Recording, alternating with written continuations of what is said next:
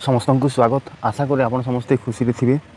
तो आम आलोचना करूँ जो आम प्रथम विश्वयुद्धर आम तार जो कारण गुड़ा था आम देखी सारी बुझुंट। तापर आम कौन देखुले ना आसन कारण आम आलोचना करें है मझे किसी तमाने व्यस्तता जो वीडियो अपलोड कर पारि नी ए टॉपिक रे।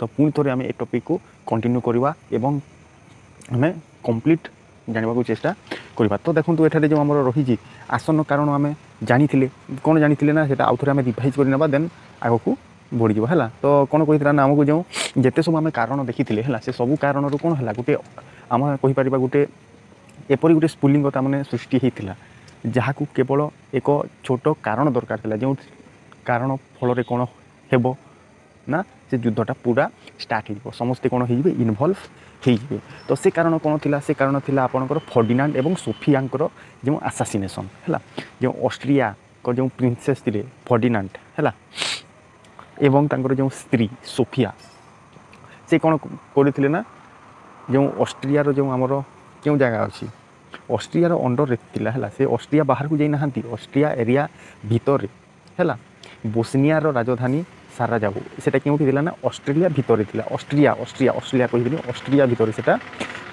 से कौन करते ना से जाइए सेमती भ्रमण करने को जाइए। तो से समय कौन ना गाब्रिलो प्रिंसिप नामी जड़े आम कहीपर ब्लैक हैंड जो संस्था अच्छी तार जड़े सदस्य से कौन करते गुली करके हत्या करते जार संपृक्त क्या सहित थिला ना आमर सर्बिया सहित ताने संपृक्त थिला एगुड़ा आम देखी डेटा आम के देखी ना आमर 1914 है 1914 जून 28 तारीख में ऑस्ट्रिया सम्राट पुतुरा देखो ऑस्ट्रिया सम्राट पुतुरा ऑस्ट्रिया राजगादी उत्तराधिकारी कौन थी आर्किड्यूक फ्रांसिस फर्डिनांड एवं तांकर पत्नी के सोफिया बोस्निया राजधानी साराजेभो ठारे हत्या करा जायथिला। डेटा आप मन रखिए है जोटा कि आमर आसन कारण इमिडिएट कज थी क्या ना से विश्वयुद्ध स्टार्ट होगापी है। तापर कौन होता है आम देखा है तापर कौन होता ना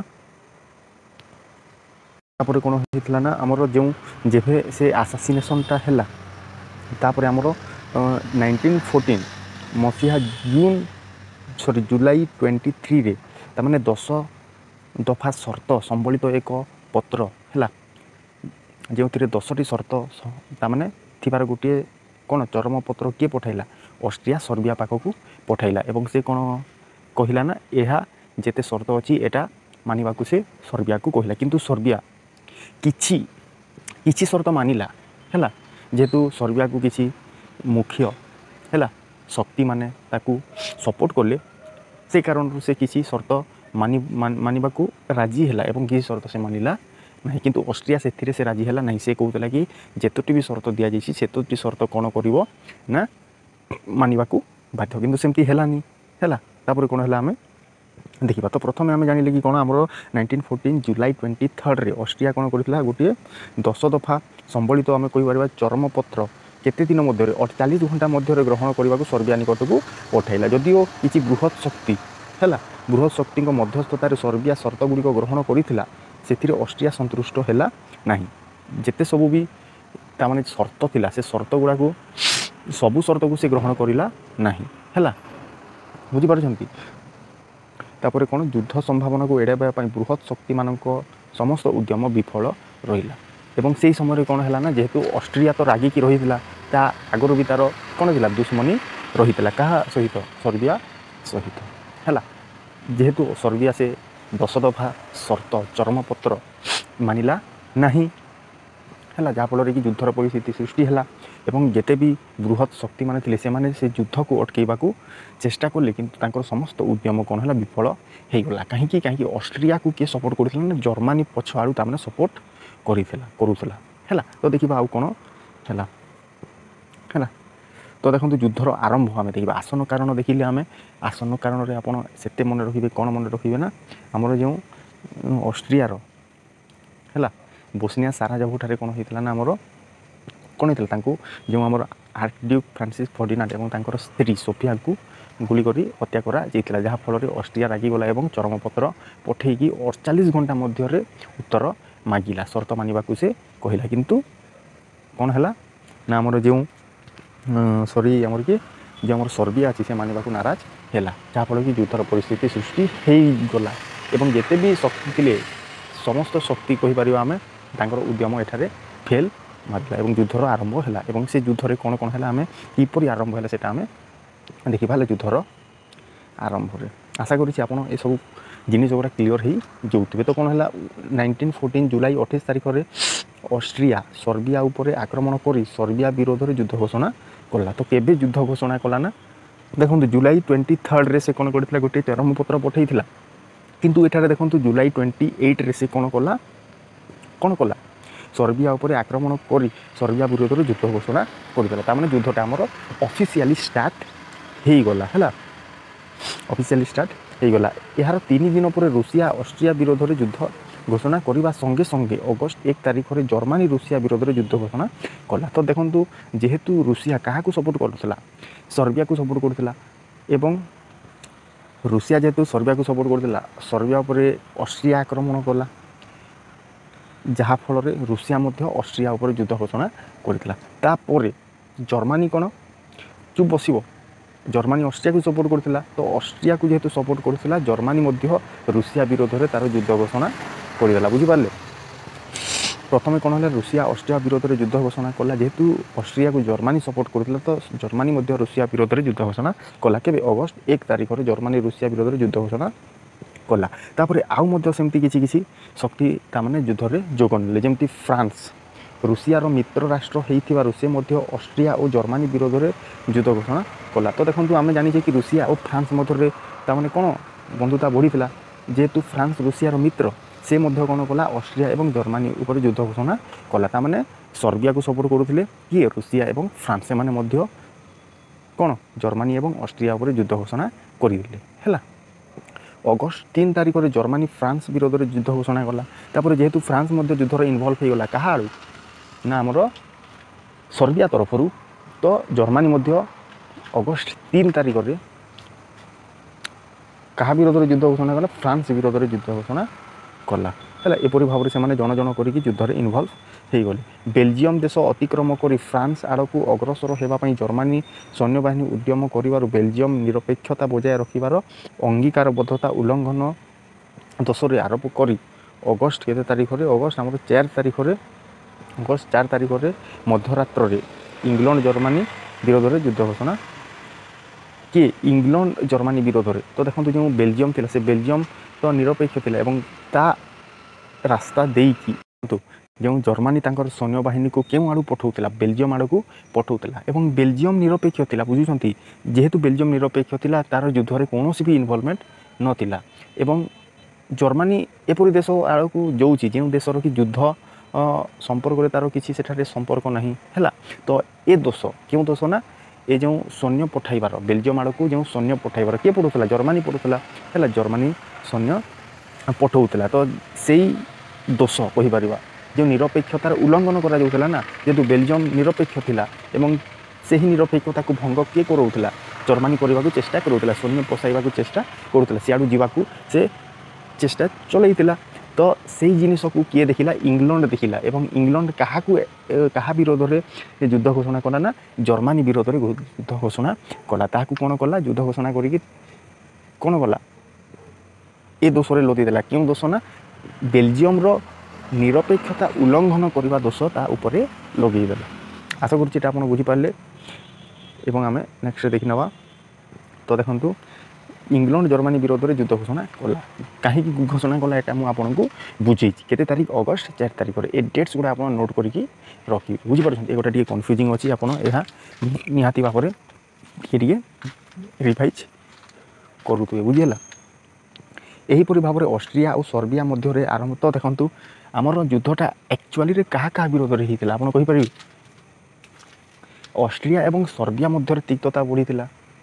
କିନ୍ତୁ ଦେଖନ୍ତୁ ସେ ଦୁଇ ଜଣଙ୍କ ଭିତରେ ତିକ୍ତତା ବଢ଼ିଥିଲା, କିନ୍ତୁ ପ୍ରାୟ ଆମେ ବିଶ୍ୱର ସମସ୍ତ ଶକ୍ତି ଯେଉଁ ମୁଖ୍ୟ ଶକ୍ତି ଥିଲେ ସମସ୍ତେ ତାମାନେ ଯୁଦ୍ଧରେ ଇନଭଲ୍ଭ ହେଇଗଲେ, ଇମିଡ଼ିଏଟଲି ଇନଭଲ୍ଭ ହେଇଗଲେ। ବୁଝିପାରୁଛନ୍ତି? এইটা এটিতে কইছি। তো দেখুন অস্ট্রিয়া সর্বিয়া মধ্যে আরম্ভ হইতা যুদ্ধরে ধীরে ধীরে অনেক দেশ জড়িত হেবা পরে ଏହା ପ୍ରଥମ ବିଶ୍ୱଯୁଦ୍ଧରେ ପରିଣତ ହେଲା। ବୁଝିପାରୁଛନ୍ତି? ଏହା ବିଶ୍ୱଯୁଦ୍ଧରେ ପରିଣତ ହେଲା। ତ ଏଇଭଳି ଭାବରେ ଆମର ଯୁଦ୍ଧଟା ଆରମ୍ଭ ହେଲା। ତାପରେ ଆମେ ଦେଖିବା କି ଆମର ଯେଉଁ ଦୁଇଟା ଶକ୍ତି, ଗୋଟେ କେନ୍ଦ୍ର ଶକ୍ତି ଆଉ ଗୋଟେ ମିତ୍ର ଶକ୍ତି, ତ ଦେଖିବା କେଉଁ କେଉଁ ଦେଶ କେଉଁ କେଉଁ ଶକ୍ତିରେ ପଡ଼ିଥିଲେ। ଏବଂ ମୋଷ୍ଟ କ୍ୱେଶ୍ଚନ୍ ଆପଣ ଦେଖିବେ ଏକ୍ଜାମ୍ରେ ଏଇଠିରୁ ହିଁ ପିକ୍ ହେବ ହେଲା, ଏଇଠିରୁ ହିଁ ଉଠିବ। କୌଣସି ଏକ ଦେଶର ନାଁ ଦେଇଦେବ ଏବଂ ଏହା କେଉଁ ଶକ୍ତିରେ ଥିଲା ଆପଣଙ୍କୁ ଦେଇଦେବ, ୟା କେଉଁ ଶକ୍ତିର ଗୋଟେ ନାଁ ଦେଇଦେବ ଏବଂ ତଳେ 4ଟି ଅପସନ୍ସ ଦେଇଦେବ ଏବଂ କେଉଁଟା ନୁହେଁ ଆପଣଙ୍କୁ ପଚାରିବ କିମ୍ବା କେଉଁଟା ଅଟେ ଆପଣଙ୍କୁ ପଚାରିବ। ଆପଣ ସେଗୁଡ଼ାକ ନିହାତି ଭାବରେ ନୋଟ୍ କରିବେ। ଫ୍ଲୋ ଚାର୍ଟ ଆକାରରେ ବନାନ୍ତୁ କି ସର୍ଟ ନୋଟ୍ କରନ୍ତୁ, ସେଇଟା ଆପଣଙ୍କ ଉପରେ ରହିଲା ହେଲା।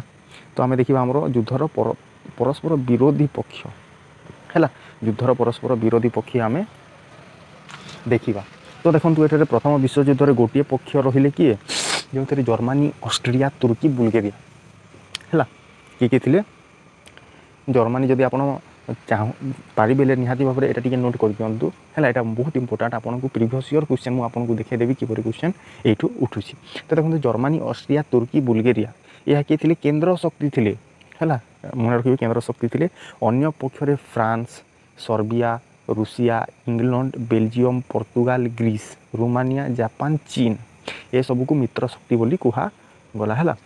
ତ ଦେଖନ୍ତୁ ଏଗୁଡ଼ା ଆପଣ ଜଷ୍ଟ ନୋଟ୍ କରିଦେଲେ ଆପଣ ଜାଣିଯିବେ। ଆପଣ ସବୁବେଳେ ଏ ଯେଉଁଗୁଡ଼ା ପଢ଼ୁଛନ୍ତି ଏଗୁଡ଼ା ସବୁବେଳେ ଆପଣ ପଢ଼ିବା ସମୟରେ ମାଇଣ୍ଡରେ ଆପଣ ୱାର୍ଲଡ଼ ମ୍ୟାପ୍କୁ ଇମାଜିନ୍ କରିବେ ହେଲା। କେଉଁଠି କେଉଁ ଜାଗା ଅଛି ସେଇଟା ଆପଣ ଇମାଜିନ୍ କରି ଯଦି 5-6 ଥର ପଢ଼ି ନେବେ ତାହେଲେ ଏଇଟା ଆପଣଙ୍କର ପାର୍ମାନେଣ୍ଟ ମନେ ରହିଯିବ ହେଲା। ଏଠାରେ କିଛି କ'ଣ ହେବନି, ଆପଣଙ୍କୁ ପରେଶାନୀ ହେବ ନାହିଁ। ତ ଦେଖନ୍ତୁ ଆମେ ଜାଣିଲେ କେନ୍ଦ୍ର ଶକ୍ତିରେ କିଏ କିଏ ଥିଲେ, ଆମର ବୁଲଗେରିଆ, ଅଷ୍ଟ୍ରିଆ, ଜର୍ମାନୀ, ତୁର୍କୀ ହେଲା। କିନ୍ତୁ ମିତ୍ର ଶକ୍ତିରେ ଦେଖନ୍ତୁ ଫ୍ରାନ୍ସ ଥିଲା, ସର୍ବିଆ ଥିଲା, Russia, England, Belgium, Portugal, Greece, Romania, Japan, ଚୀନ ହେଲା। ଜାପାନ, ଚୀନ ଏମାନଙ୍କୁ କୁହାଯାଉଥିଲା ମିତ୍ର ଶକ୍ତି। ଏ ଦୁଇଟା ଆପଣ ନିହାତି ଭାବରେ କଲମ ନେଇକି ଆପଣ ଲେଖିବେ। ତ ଇଟାଲୀ ପ୍ରଥମେ ନିରପେକ୍ଷ ଥିଲା, କିନ୍ତୁ ଅଷ୍ଟ୍ରିଆ ଓ ତୁର୍କୀ ଦେଖନ୍ତୁ ଯେଉଁ ଆମର ଇଟାଲୀ ଥିଲା, ସେ ଇଟାଲୀ ପ୍ରଥମେ କ'ଣ ଥିଲା? ନିରପେକ୍ଷ ଥିଲା। ସେ ଇଟାଲୀ ଆମର ପ୍ରଥମେ କ'ଣ ଥିଲା? ନିରପେକ୍ଷ ଥିଲା। କିନ୍ତୁ ପରବର୍ତ୍ତୀ ସମୟରେ ଅଷ୍ଟ୍ରିଆ ଏବଂ ଜାପାନର ଅଷ୍ଟ୍ରିଆ ଏବଂ ତୁର୍କୀର ଯେଉଁ ମୁଁ କ'ଣ କହୁଥିଲି, ଯେଉଁ ଆମର ଇଟାଲୀ ପ୍ରଥମେ ନିରପେକ୍ଷ ରହିଥିଲା ହେଲା। ଇଟାଲୀ ପ୍ରଥମେ ନିରପେକ୍ଷ ରହିଥିଲା, କିନ୍ତୁ ପରବର୍ତ୍ତୀ ସମୟରେ ଅଷ୍ଟ୍ରିଆ ଏବଂ ତୁର୍କୀର କିଛି ଅଧିକୃତ ଅଞ୍ଚଳ ତାକୁ ଦିଆଯିବ ବୋଲି କିଏ ପ୍ରଲୋଭନ ଦେଖାଇଲା ନା ଇଂଲଣ୍ଡ ଏବଂ ଫ୍ରାନ୍ସ ଠାରୁ ପ୍ରତିଶ୍ରୁତି ପରେ କିଏ ପ୍ରତିଶ୍ରୁତି ଦେଲା ଇଟାଲୀକୁ? ଇଂଲଣ୍ଡ ଆଉ ଫ୍ରାନ୍ସ ପ୍ରତିଶ୍ରୁତି ଦେଲା କି କ'ଣ ନା ଆମେ ଅଷ୍ଟ୍ରିଆ ଏବଂ ତୁର୍କୀର କିଛି ଅଧିକୃତ ଅଞ୍ଚଳ ଆପଣମାନଙ୍କୁ ପ୍ରଦାନ କରିବୁ। ତ ଯେହେତୁ ସେ ଏପରି ପ୍ରତିଶ୍ରୁତି ପାଇଲା, ସେ 1915 ମସିହା ମେ ମାସରେ ମିତ୍ର ଶକ୍ତି ଯୁଦ୍ଧରେ ଯୋଗ ଦେଲା ଏବଂ 1917 ମସିହାରେ ଜର୍ମାନୀ ବୁଡ଼ାଜାହାଜ। ତ ଦେଖନ୍ତୁ ଏଠାରେ ଆମେ ଜାଣିଲେ କ'ଣ କି ଇଟାଲୀ ମଧ୍ୟ ନିରପେକ୍ଷ ଥିଲା, କିନ୍ତୁ ପରବର୍ତ୍ତୀ ସମୟରେ ଲୋଭରେ ଯେଉଁ ମିତ୍ର ଶକ୍ତି ଆଡ଼କୁ ଯୋଗ ନେଲା। କେବେ ଯୋଗ ନେଲା? 1915। ଏଇଟା ଆପଣ ମନେ ରଖିବେ। ତାପରେ କ'ଣ ଆମେରିକା କେତେକ ଜାହାଜକୁ ଆକ୍ରମଣ କରିବାରୁ, ତ ଦେଖନ୍ତୁ 1917ରେ କିଏ କାହା ବୁଡ଼ାଜାହାଜକୁ ଆକ୍ରମଣ କରିଥିଲା ନା ଜର୍ମାନୀର ବୁଡ଼ାଜାହାଜ ଯୁକ୍ତରାଷ୍ଟ୍ର ଆମେରିକାର କେତେକ ଜାହାଜକୁ, ଜର୍ମାନୀର ଯେଉଁ ବୁଡ଼ାଜାହାଜ ଥିଲା ହେଲା, ସେଗୁଡ଼ା କାହାକୁ ଆଟାକ୍ କଲେ ନା ଆମେରିକାର ଯେଉଁ ଜାହାଜ ଗୁଡ଼ାକୁ ଆଟାକ୍ କରିବା ଫଳରେ ଜର୍ମାନୀ ବିରୋଧରେ କିଏ ଯୁଦ୍ଧ ଘୋଷଣା କଲା? ଆମେରିକା ଯୁଦ୍ଧ ଘୋଷଣା କଲା କିମ୍ବା ସେ ଯୁଦ୍ଧରେ ଜଡ଼ିତ ହେଇଗଲା ହେଲା। ତ ଏଇଟା ଥିଲା ଆମର କ'ଣ ଯୁଦ୍ଧର କିପରି ପରସ୍ପର ବିରୋଧୀ ଥିଲେ। ତାପରେ ଆମେ ଦେଖିବା ଯୁଦ୍ଧର ଅଗ୍ରଗତି କିପରି ଘଟିଲା। ଏଠାରେ ଆପଣ ଜାଣିବେ ଯେ ଯୁଦ୍ଧର କିପରି ଅଗ୍ରଗତି ଘଟୁଛି ଏବଂ କିପରି ସମାପ୍ତି ହେଉଛି ହେଲା। ତ ଦେଖନ୍ତୁ ଆମେ ଚାଲନ୍ତୁ ଦେଖିବା ଯେଉଁ ପ୍ରଥମ ବିଶ୍ୱଯୁଦ୍ଧ ମୁଖ୍ୟତଃ ପଶ୍ଚିମ ୟୁରୋପ, ପୂର୍ବ ୟୁରୋପ ଏବଂ ଦକ୍ଷିଣ ପୂର୍ବ ୟୁରୋପ, ନିକଟ ପ୍ରାଚ୍ୟ ଏଗୁଡ଼ା ଆପଣଙ୍କର କିଛି ଦରକାର ନାହିଁ। ଆପଣ ଡାଇରେକ୍ଟ ପ୍ରଥମ ପର୍ଯ୍ୟାୟକୁ ଚାଲନ୍ତୁ ହେଲା। ତ ଦେଖନ୍ତୁ ପ୍ରଥମ ପର୍ଯ୍ୟାୟରେ ଆମର କ'ଣ ଅଛି, ଆମର ଦୁଇଟା ଶକ୍ତି ଥିଲେ, ଗୋଟେ ଥିଲେ ମିତ୍ର ଶକ୍ତି ଆଉ ଗୋଟେ ଥିଲେ କେନ୍ଦ୍ର ଶକ୍ତି। ତ ପ୍ରଥମ ପର୍ଯ୍ୟାୟରେ କ'ଣ, ଏଇଟା ଆମକୁ କ'ଣ କହୁଛି, ଦେଖନ୍ତୁ ଏଠାରେ ତ ମୁଁ ଏଠାରେ କ'ଣ କହୁଛି, ପ୍ରଥମ ପର୍ଯ୍ୟାୟର କଥାଟା ଆପଣଙ୍କୁ କହୁଛି। ତ ପ୍ରଥମ ପର୍ଯ୍ୟାୟରେ କ'ଣ ହେଲା ନା ଯେଉଁ ଆମର କେନ୍ଦ୍ର ଶକ୍ତିରେ ଯେଉଁ ଥିଲେ ଜର୍ମାନୀ, ଅଷ୍ଟ୍ରିଆ, ତୁର୍କୀ, ବୁଲଗେରିଆ ହେଲା। ତ ଏମାନଙ୍କର ବହୁତ କ'ଣ ହେଇଥିଲେ? ବିଜୟୀ ହେଇଥିଲେ। ପ୍ରଥମ ପର୍ଯ୍ୟାୟରେ ଏମାନେ ଜିତି ଯାଇଥିଲେ ହେଲା, ଯୁଦ୍ଧମାନଙ୍କରେ ଜିତି ଯାଇଥିଲେ ଏବଂ କିଛି ଜାଗା ମଧ୍ୟ ନିଜର ଅଧିକାର କରି ପକାଇଥିଲେ ଯୁଦ୍ଧରେ ଜିତିକି ହେଲା। ତ କ'ଣ କ'ଣ ହେଇଥିଲା, କିପରି ଜିତିଥିଲେ, କ'ଣ କରିଥିଲେ, ସେଇଟା ମଧ୍ୟ ଟିକେ ଆମେ ଜାଣିନେବା ହେଲା। ପଶ୍ଚିମ ୟୁରୋପରେ ସମସ୍ତ ଯୁଦ୍ଧରେ ଜୟଲାଭ କରି ଜର୍ମାନୀ ସୈନ୍ୟବାହିନୀ ଫ୍ରାନ୍ସ ଆଡ଼କୁ ଅଗ୍ରସର ହେବା ବେଳେ ଇଂଲଣ୍ଡ ଫରାସୀ ସୈନ୍ୟବାହିନୀ ସେମାନଙ୍କ ପଥ ରୋଧ କରିବାରେ ବିଫଳ ହେଲେ तो देखो जर्मानीर एत बड़ सैन्य थिला एत साहसी से अलमोस्ट करेजियस थिले है से कौन कले ना जो इंग्लैंड और फरासीर जो सैन्य बाहिनी अच्छा से हरई देले ये प्रथम पर्यायर कथाटा कहूँ है यहाँ आमर जो क्यों आड़े पश्चिम यहाँ क्यों आड़े पश्चिम यूरोपर कथा कहे प्रथम पर्यायर पश्चिम यूरोप कथा कहे समस्त युद्ध जयलाभ करते कौन इंग्लैंडर और फरासी मानकर सैन्य को हरई देखा पूर्व यूरोप रूसिया पूर्व यूरोप किए अच्छे रशिया अच्छी तो रशिया जर्मनी ठारू पराजय स्वीकार कला 1917 केते मसीह 1917 किए जर्मनी ठारू किए हारिला रशिया हारिला आउ गोटे कथा आप जानते 1917 मसीह आमर रशिया विप्लव है रूस रिवोल्यूशन सेटा होता एवं से रशिया रिवोल्यूशनटा ए वर्ल्ड वार रे बहुत जड़ित है तो सीटा आम ये क्लास ये जो अच्छी प्रथम विश्वयुद्ध पर रशिया जो विप्लव अच्छी रशियन रिवोल्यूशन अच्छी से आम जाना है तो यपरी भाव में जर्मनी देखो पाश्चात्य आड़े से बहुत जगह पश्चिम आड़े से बहुत जगह अधिकार कर नहीं है यदि आम एठारे देखा से पाश्चात्य पश्चिम आड़े बहुत जगह अधिकार कर नहीं है एठारे इंग्लैंड आउ फ्रांस जो सैन्य मान हरई देता एवं रशिया रे से निजर कौन कर 1917 से विजयी है बुझीपार तापर निकट प्राच्य आम देखा से कौन आम देखो आम जो आड़े देखिले पश्चिम आड़े देखिले पूर्व आड़े देखिले तापर आमर जो प्राच्य अंचल थिला है जो प्राच्य अंचल थिला सेठारे तुर्की द्वारा किए हारिले ना इंग्लैंड फ्रांस रो मिलित सैन्य बाहिनी इंग्लैंड भारतर इंग्लैंड जिते बेले आमर भारत उपर राज करुला शासन चलुला तो इंग्लैंड भारत सैन्य बाहिनी पराजित हेले एवं जर्मनी कौन कला ना आमर जर्मनी जो बुढ़ा जहाज गुड़ा थिला से गुड़ा अमेरिकार जो जहाज गुड़ा को कौन अटैक करके नष्ट करदे जहाँफल कि 1917 मसीह युक्तराष्ट्र अमेरिका क्यों शक्ति जोगला ये आपंप इम्पोर्टाट आमर जो अमेरिका देला से क्यों केते मसीह युक्तराष्ट्र अमेरिका आमर क्योंठी जोगदेला ना मित्र शक्ति जोगदेला ये आपंकर गोटे क्वेश्चन आसबार संभावना रही है ही आपंकर टर्निंग पॉइंट थिला एटा कौन थिला टर्निंग पॉइंट आपंकर थिला यापर युद्धटा तामने विपरीत हो गला प्रथम कौन होता प्रथम पर्यायर आम देखिले कौन होता ना जर्मनी केंद्र शक्तिर विजय घटुला किंतु एबे जेते बेले 1917 मसीह यूएसए मित्र शक्ति जोगदेला तापर कौन है ना जर्मनी शक्ति कमिगला से सबु जगार परास्त है तापर कौन कौन है तापर कौन है ना 1918 मसीहा नवेम्बर 9 तारिख जो काइजर द्वितीय विलियम स्वेच्छाकृत भाव में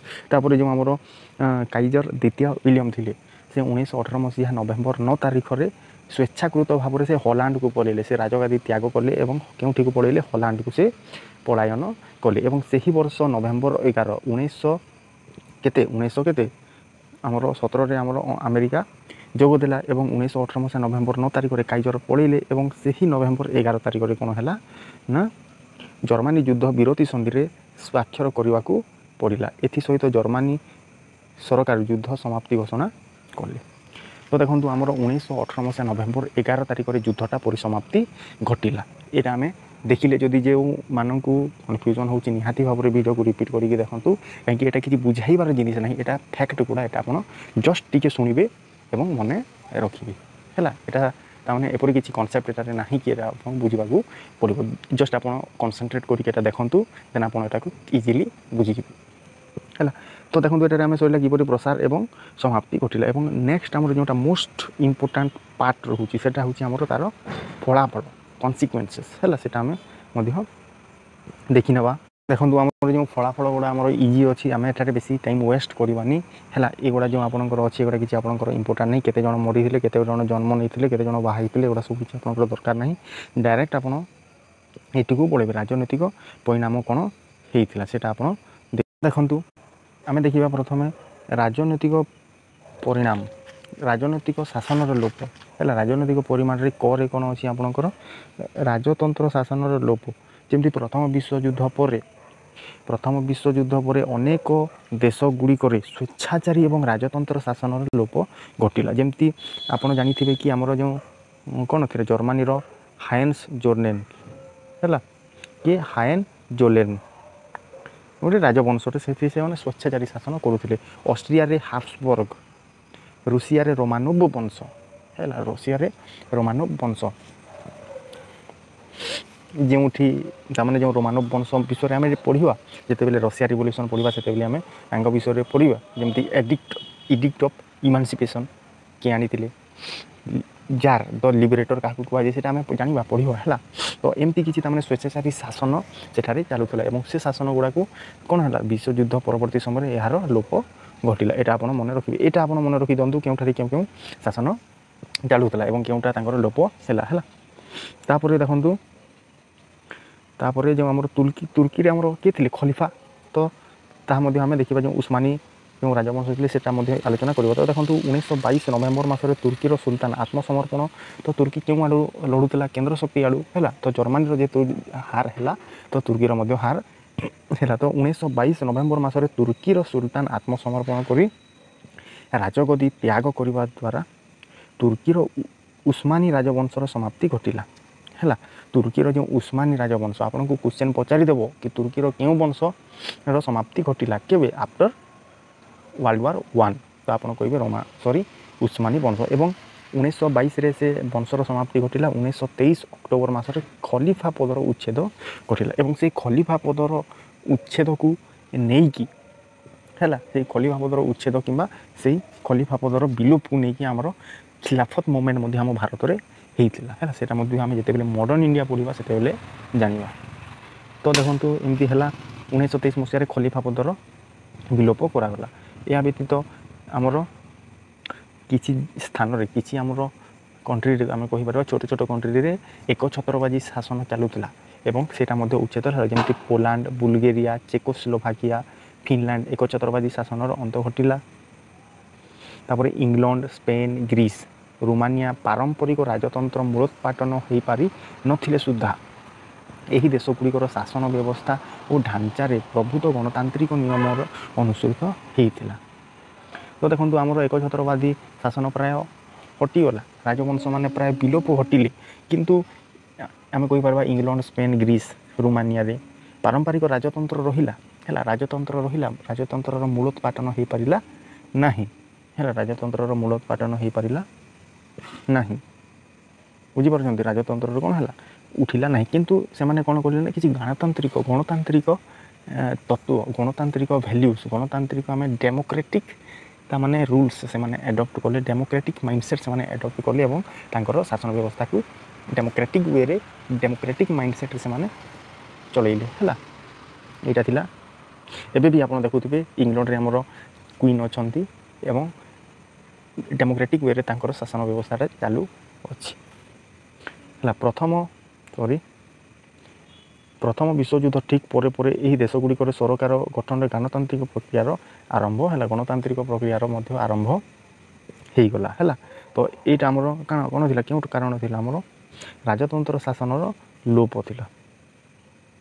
ତାପରେ ଆମେ ଦେଖିବା ଗଣତନ୍ତ୍ରର ବିକାଶ। ତ ଦେଖନ୍ତୁ ଯେହେତୁ ଆମର କ'ଣ ସରିଗଲା, ଆମର ଯେଉଁ ଯେତେ ବଂଶ ଥିଲେ ରୁଷିଆର ରୋମାନୋଭ ବଂଶ, ତୁର୍କୀର ଉସ୍ମାନିଆ ବଂଶ, ଖଲିଫାର ପଦ ହେଲା, ତାପରେ ଏକଛତ୍ରବାଦୀ ଶାସନ ହେଉଥିଲା ଯେଉଁ ହେଲା ଚେକୋସ୍ଲୋଭାକିଆ ଏମିତି ଜାଗାରେ, ତ ସେଇଟା ଉଚ୍ଛେଦ ହୋଇଯିବା ଫଳରେ ଗଣତନ୍ତ୍ରର ବିକାଶ ହେଲା।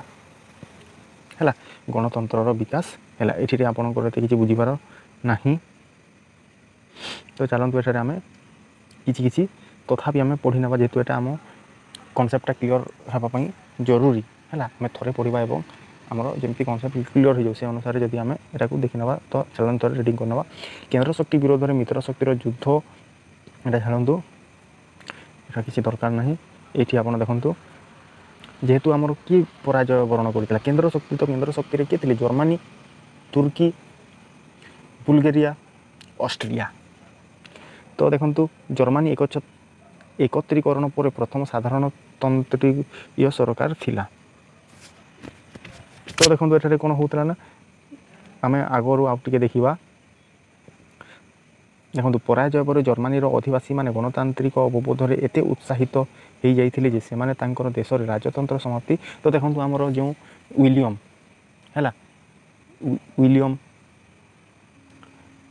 କ'ଣ କରୁଥିଲେ, एकछत्रवादी शासन चलते मन इच्छा जहाँ ତାଙ୍କର ଇଚ୍ଛା ଥିଲା ସେ କରୁଥିଲେ ତ ସେଇଟା एकछत्रवादी ଶାସନ ଥିଲା ଏବଂ ଯେହେତୁ ଜର୍ମାନୀ ପରାଜୟ ପରେ ସେଠାକାର ଲୋକମାନେ ନୂଆ ନୂଆ ଆଇଡ଼ିଓଲୋଜି ତାଙ୍କର ଡେଭଲପ୍ ହେଲା ଗଣତନ୍ତ୍ର ବିଷୟରେ ଜାଣିଲେ ଏବଂ ସେଠାରେ ଗଣତାନ୍ତ୍ରିକ ବ୍ୟବସ୍ଥାର ଆରମ୍ଭ କଲେ ରାଜତନ୍ତ୍ର ଯେଉଁ एकछत्रवादी ଶାସନ ଥିଲା ତାକୁ ଉଠେଇଲେ ହେଲା ସମାପ୍ତି ଘୋଷଣା କରି ସାଧାରଣତନ୍ତ୍ର ପ୍ରତିଷ୍ଠା କଲେ କ'ଣ ସାଧାରଣତନ୍ତ୍ର ପ୍ରତିଷ୍ଠା କଲେ ଏଇଟା କେବଳ କଥା କହୁଛି ଯୁଦ୍ଧର ପରର କଥା ଜର୍ମାନୀ ହାରିଯିବା ପରର କଥା ମୁଁ କହୁଛି ଏବଂ ଏହା ଜର୍ମାନୀର ଏକତ୍ରୀକରଣ ପରେ ପ୍ରଥମ ସାଧାରଣତନ୍ତ୍ରୀୟ ସରକାର ଥିଲା ଏବଂ ଯେଉଁ ଯାହାପରେ କ'ଣ ଯେଉଁ ଜର୍ମାନୀର ସରକାର ଘଟିଲା ସେଇଟା କ'ଣ ଥିଲା ସାଧାରଣତନ୍ତ୍ର ସରକାର ଥିଲା ଏହା ବ୍ୟତୀତ ସେ ଜର୍ମାନୀରେ ଯେଉଁ ପ୍ରକାର ଶାସନ ବ୍ୟବସ୍ଥା ଚାଲୁ ରହିଲା ତାକୁ ଅନ୍ୟ ଦେଶମାନେ ମଧ୍ୟ କ'ଣ କଲେ ଫଲୋ କଲେ ତ ଆଉ କିଛି ଆମେ ଦେଖିନେବା ପ୍ରଥମ ବିଶ୍ୱଯୁଦ୍ଧ ପରେ ପ୍ରତିଷ୍ଠିତ ହୋଇଥିବା ସାଧାରଣତନ୍ତ୍ର ରାଷ୍ଟ୍ରଗୁଡ଼ିକ ଦେଖନ୍ତୁ ପ୍ରଥମ ବିଶ୍ୱଯୁଦ୍ଧ ପରେ ଆଉ କିଛି ଆମର ଦେଶ ପ୍ରତିଷ୍ଠା ହେଇଥିଲା ଯେମିତି ରୁଷିଆ ଚେକୋସ୍ଲୋଭାକିଆ ଜର୍ମାନୀ ଅଷ୍ଟ୍ରିଆ ପୋଲାଣ୍ଡ ଲିଥୁଆନିଆ ଫିନଲାଣ୍ଡ ତୁର୍କୀ ପ୍ରଭୃତି କ'ଣ ହେଇଥିଲା ପ୍ରଥମ ବିଶ୍ୱଯୁଦ୍ଧ ପରେ ପ୍ରତିଷ୍ଠିତ ହୋଇଥିବା ସାଧାରଣତନ୍ତ୍ର ରାଷ୍ଟ୍ର ତ ଥିଲା କିନ୍ତୁ ଏଇଟା କିପରି ହେଇଗଲା ସାଧାରଣତନ୍ତ୍ର ରାଷ୍ଟ୍ର ହେଇଗଲା କାହିଁକି କେଉଁଠାରେ ଆପଣଙ୍କର एकछत्रवादी ଶାସନ ରହୁଥିଲା କେଉଁଠାରେ ରୋମାନୋଭ ବଂଶ ଶାସନ କରୁଥିଲେ ତୁର୍କୀରେ ଆମର ରୁମାନିଆ ବଂଶ ଶାସନ କରୁଥିଲେ ହେଲା ଚେକୋସ୍ଲୋଭାକିଆରେ ପୋଲାଣ୍ଡରେ ଆମର କ'ଣ ଥିଲା ଲିଥୁଆନିଆରେ ଆମର एकछत्रवादी ଶାସନ ଚାଲୁଥିଲା ତ ସେଇଟା ଉଚ୍ଛେଦ ହୋଇଗଲା ଏବଂ ସାଧାରଣତନ୍ତ୍ରର ରାଷ୍ଟ୍ର ଗଠନ ହେଇଗଲା ଏଇଟା ଆପଣ ଟିକେ ମାଇଣ୍ଡରେ ହାଲକା